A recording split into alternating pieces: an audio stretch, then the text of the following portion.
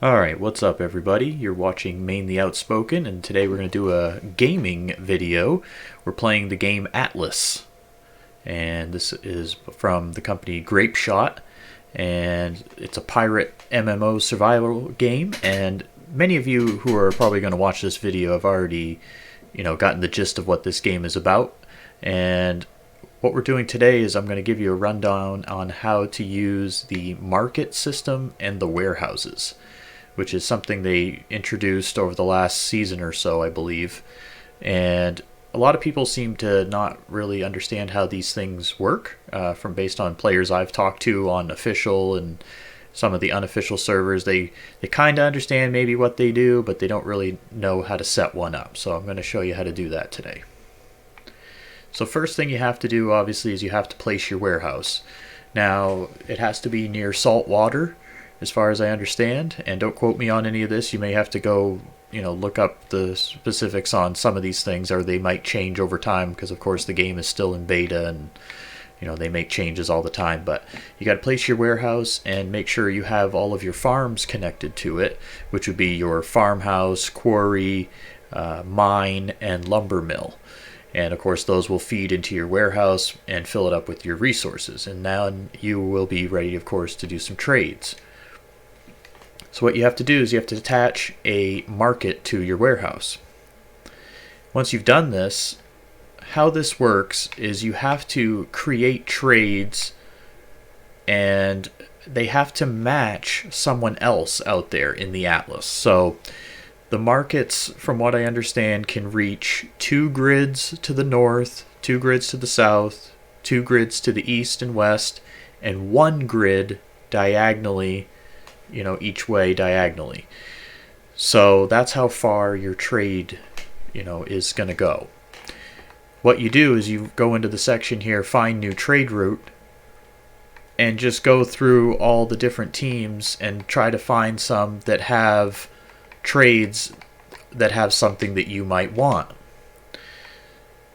Now, you can use the trading system for 2 different things. You can use it to actually ship goods from one point to another. So you could set up a market with your own team, and it might actually ship, let's say, some of the wet wood over to another island, and you want some of their copper that you have over there. And so you can ship it back and forth.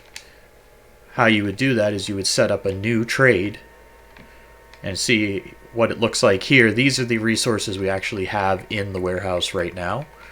So we don't have a whole lot in this particular warehouse for this example, but you'll get the idea. So let's change it, and let's say we want to trade some straw for some slate, for example.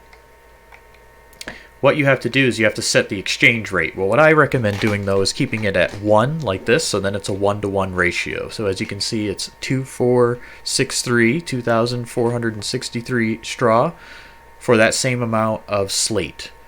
Okay, and so what that means is that there has to be at least 2,463 straw in your warehouse before it's going to initiate that trade to get the 2,463 slate.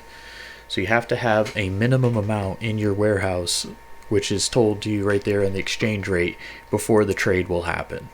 So as long as you have the minimum in there at all times, you're good to go, and your trade should continue to process. And so that's how that works, and it will continue to do that trade over and over. You can set up multiple different ones, though. So like here, for example, we have a softwood for strong wood trade, and then on the flip side, we have a strong wood for softwood trade. What that will do is, if you have a trade going with another warehouse, either yourself or another team, it will just continue to trade those resources back and forth, which will generate you rewards. The warehouse always gives you rewards based on successful trades. They'll give you iridium ingots a lot. They'll give you the silver ingots a lot. You will receive cannonballs, just the medium ones. You'll get gunpowder. You get, what other resources? Gems. I know you get a bunch of the different gems. Oh, and the different types of the wood as well. So you'll get little bonuses of, ironwood and all the different woods like that as just little bonuses for a successful trade. So having trades that go back and forth like this are great, because that way they will, continuously trade the resources back and forth. Now, how it works as far as what you earn is based on, I believe, the distance and then whether the team is your ally or not. So this team, it says the income is 16. That means I don't know the exact numbers of the distance on that, but if it's farther away, see like a 24, you will earn more rewards.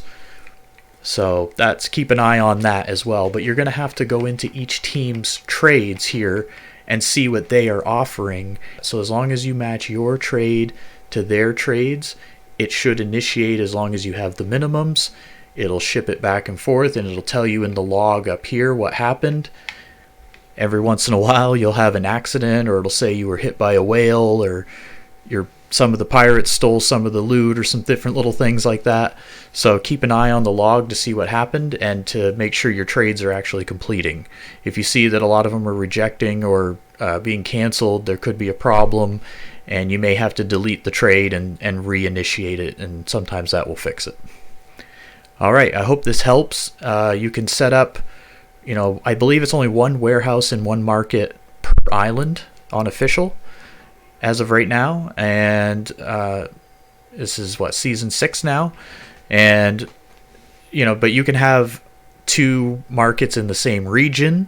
You can have, for example, I've set them up where I have one in one grid and then a couple in one grid all around that, and just have them all shipped to that center grid, and you can have a variety of resources all coming into one location. Or just have a bunch of trades like these going back and forth, earning you gold and resources and cannonballs and all kinds of good stuff that will help you on your pirate adventure in Atlas. Alright, if you have any other questions or any other ideas for videos regarding Atlas, I certainly know a decent amount about this game, so it's a lot of fun to play, and if you have questions, I don't mind helping you out. Just leave a comment down below in the comments section.